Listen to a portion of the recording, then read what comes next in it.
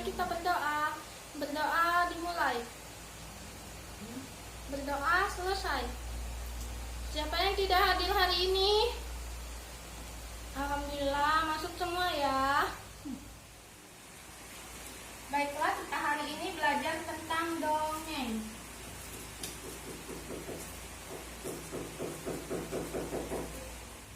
Pengertian dongeng adalah sebuah cerita hayalan atau sebuah cerita yang tidak benar-benar terjadi. Dongeng ini diceritakan secara turun-menurun, kemudian sehingga dapat menghibur orang dan memiliki nilai pendidikan. Kemudian ada struktur dongeng. Struktur dongeng itu terbagi menjadi 3. Yang pertama pendahuluan. Pendahuluan itu bagian penghantar dongeng. Kemudian ada yang kedua itu isi. Isi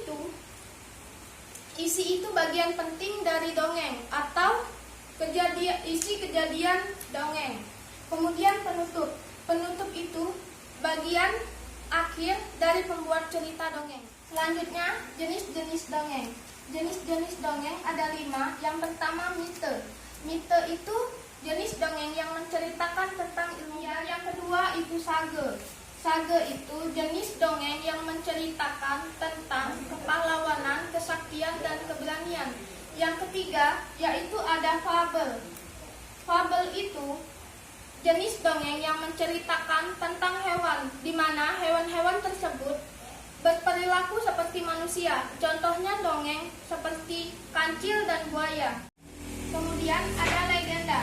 Legenda itu jenis dongeng yang menceritakan yang dipercayai oleh orang-orang penduduk setempat, sehingga tidak dianggap suci dan sakral. Kemudian yang kelima itu ada parabel. Parabel itu jenis dongeng yang mengandung nilai-nilai pendidikan, seperti pendidikan moral, pendidikan agama, dan lain-lain.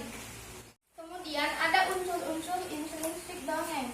Unsur-unsur intrinsik dongeng itu ada 5. Yang pertama itu tema.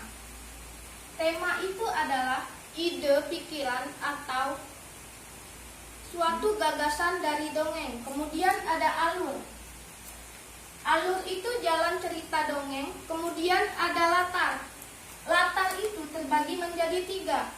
Ada tempat, waktu, dan suasana. Kemudian ada tokoh. Tokoh itu pemain peran dalam dongeng. Tokoh itu terbagi menjadi 3, yaitu protagonis. Protagonis itu watak baik, kemudian antagonis itu jahat, kemudian tritagonis. Tritagonis itu pembantu baik atau jahat. Kemudian ada amanat yang terakhir. Amanat itu pesan moral dari dongeng.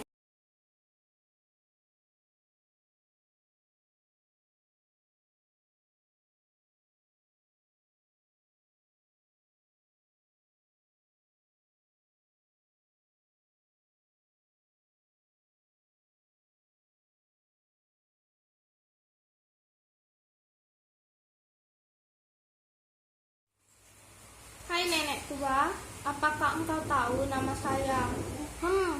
Aku tidak tahu. Coba tanya sama anak lelaki saya. Baiklah, terima kasih nenek. Si lalat masuk dan mencari anak lelaki nenek.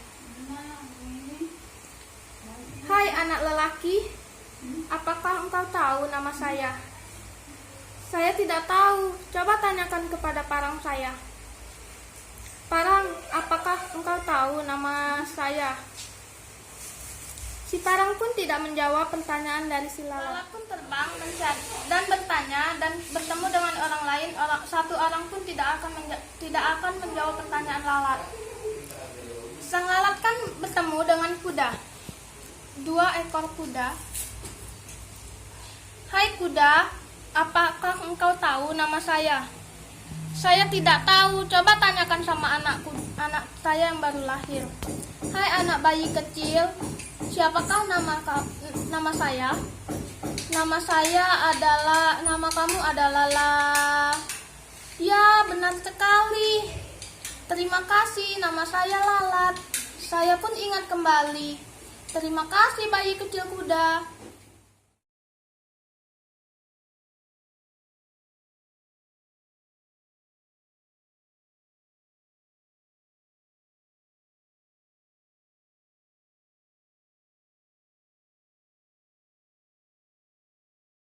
Baiklah, kesimpulan pelajaran hari ini, kita tadi belajar tentang dongeng.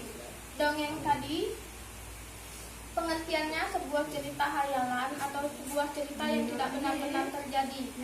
Dongeng ini diceritakan sebagai dengan turun-menurun sehingga dapat menghibur orang dan memiliki nilai pendidikan.